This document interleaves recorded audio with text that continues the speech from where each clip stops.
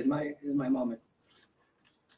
I can't forget my favorite coffee house on Pike Street, the Rosebud, which had evening hours for the late night crowd.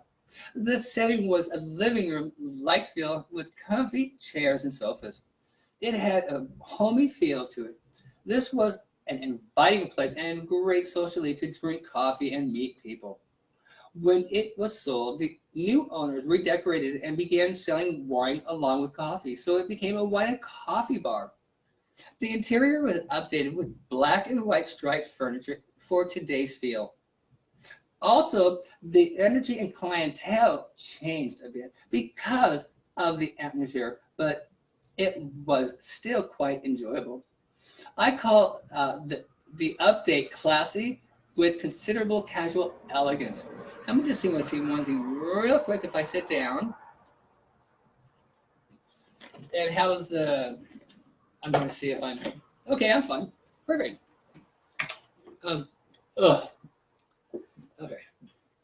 Hey, Ma, I got to tell you guys something. My dog, last night, she did the most precious thing ever, and I could not get it on videotape. We were throwing the ball, and I mean, the hallway is her runway, and the back bedroom is her playroom. So I was in the back bedroom because that's where she wants me to play, and then she makes me come out here. She's making me get the exercise. I have to go back and forth, back and forth, back and forth. That's why I'm looking so thin, because of her. And anyway, so I threw the ball, and all of a sudden she stops, looks, and runs to me, right on my lips, and then runs out and get the ball. How precious is that? Oh my God! I just like. I'm doing something right with her. Also, I know. Anyway, this was the perfect stop off for off after work or shopping to slow down and put up your feet. The owners, both of them, were each different but friendly, all the same. Both owners put their heart and soul into that business, and it showed.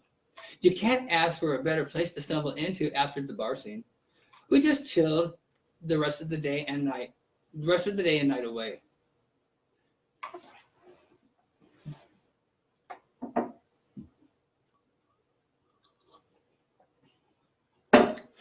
My other favorite coffee house to hang out was the Urban Chic Bauhaus Coffee House on the corner of Pine and Bellevue on Capitol Hill, and actually around the corner from my apartment on the same block.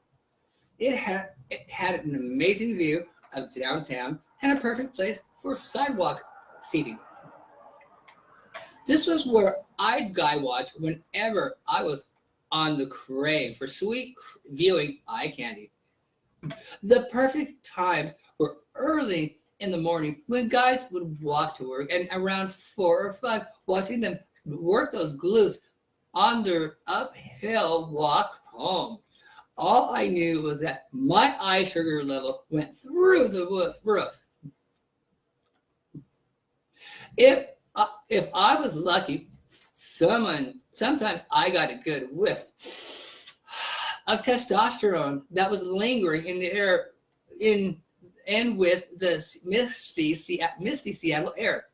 While I was putting my nose in the air, I was curious who was giving off that man-attracting smell. Did it really matter?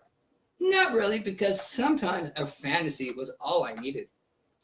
Intergalactic Coffee by the Beastie Boys, and my tip: find your intergalactic causeway of men while nursing that hot, frothy, steamy latte. Don't forget to give it a good blow. It's a different environment and crowd than Rosebud. The design was very upscale with black walls and tables, a full wall of books with a ladder which was very old school, so you can reach the upper shelves. My opinion was that I think it had the best espresso in town. Like Rosebud, it's a great place to read, socialize, and watch people. This crowd was your urban tech crowd. They're very smart, very trendy, and very now. I remember one day sitting at a table inside reading a book and to soak up the vibe of the lively souls while sipping my usual evening latte. I stepped away to piddle, and when I got back, someone placed a doodle portrait of me. This was what he drew. I was reading a book at my table, holding my latte with my legs crossed. Wow, he drew me exactly what I was doing at that very moment. You can't get more current than that. He sketched my mannerism perfectly, and I was in amazement with flattery. I think it's better looking since he didn't draw my facial features. What he did, no one had ever done that kind of thing before. He put a huge grin on my face and placed a warm fuzzy in my soul. He did sign the bottom of the picture, but all I could read was his first name of Nathan. Unfortunately, I couldn't read the last name, so I was never able to give a proper thank you. By the way, this is the cover of my book. What do you think? Pretty good? Huh? Now, how conceited am I to put my picture on the cover of my book? Not really. I just thought it appropriate since I do bring up coffee, reading, and relaxation within my book. He did me well, so thank you so much, Nathan.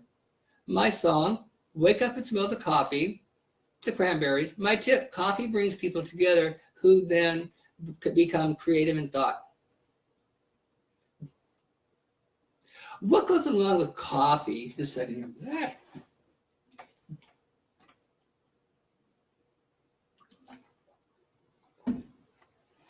What goes along with coffee?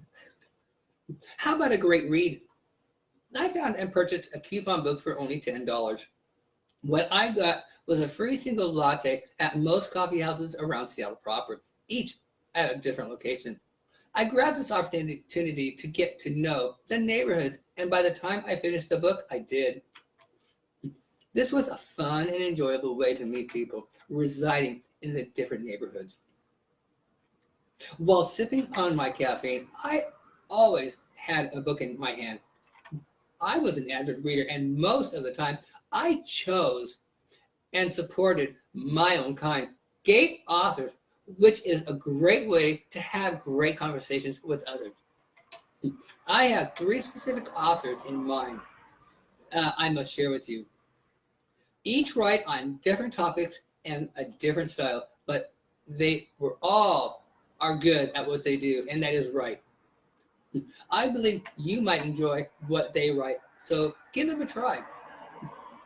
The first is Clive Barker. He was born in Liverpool, England, and I'm sure by now you know that I do like the British. Besides being very good looking and gay, he's an incredible writer. When you begin reading, you'll get sucked right into his novels. He does write gore, and I do not read, watch, or talk gore whatsoever. I have not and cannot read any of these from him, or anyone for that matter, but I have no doubt they're great. He did write one of my very favorite books of all time, a timeless novel, Weave World. It isn't gore at all, but pure fantasy and keeps the mind's eye alive. It's easy to paint a picture of this story in your mind. I'll give you a taste of it to tickle your interest. The main character owned a carpet, and inside this carpet was a hidden world. One day he looked closely at it and noticed something unusual. As he got closer and closer, he fell into the carpet and into their world. Intrigued? Yeah? Now, you need to pick up this mesmerizing book and enjoy the ride. One note. It's a very long read, but there's never a dull moment. And for me, it was difficult to put down. It was so good that I read it twice. It's a must to put on your reading list.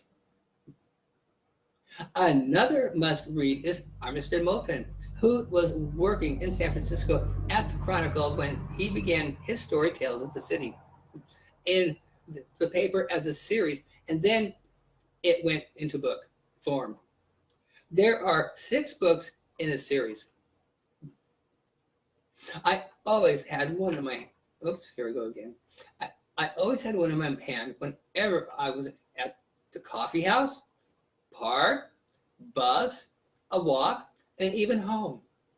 I almost forgot to mention that this was and still is my favorite gay author and stories. He is one author who has inspired me to write this book the way I do. Thank you, Armistead. My song, Every Day I Write a Book, Elvis Costello. And my question, what's your favorite gay novel?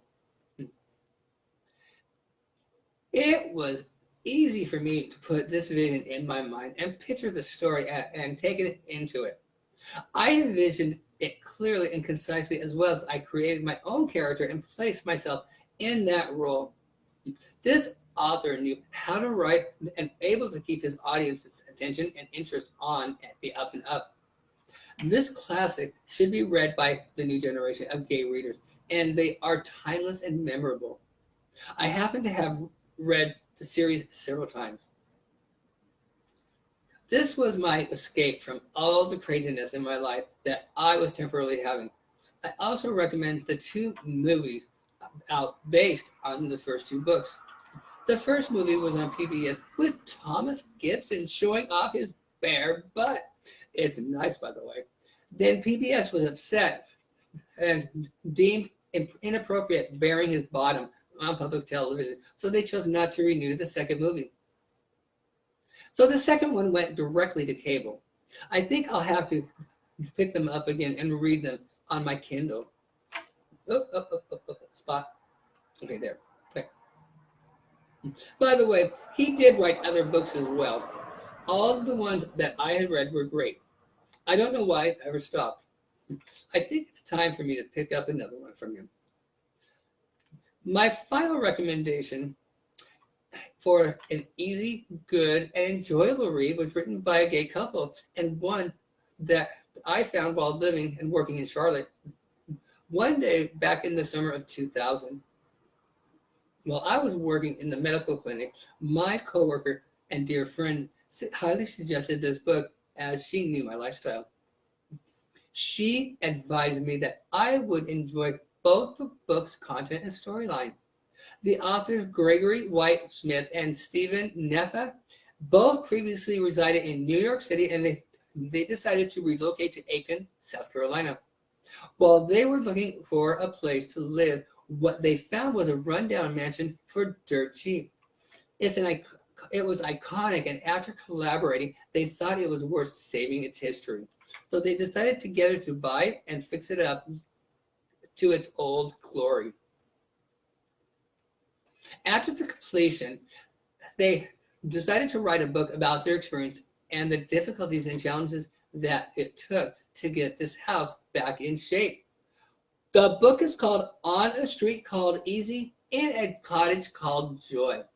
This was published in 1996, and I really enjoyed it immensely. I could envision in my mind what they had to do to get that place back to working order. Good job, guys. It's nice to read about someone's own adventure. See, you can find an adventure almost anywhere. For them, it was to make a home they call their own together. Books aren't all I read. I enjoy reading magazines and newspapers directed toward the culture and civilized gays so I can stay current in today's crazy gay world. The last thing I want to be known is for is stupidity and ignorance. Today issues are important as it does affect me, and no one is more important than me.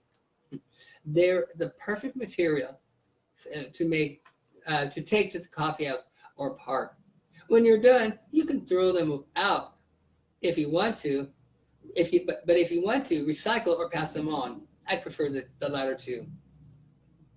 Paperback writer, The Beatles, and my tip: find a good read and be part of the story. I am done there. I kind of think maybe I should bring. Here's London right here, and I don't like. I told myself I wouldn't go longer. Oh, you know what I was going to do? I'm going to read the beginning of the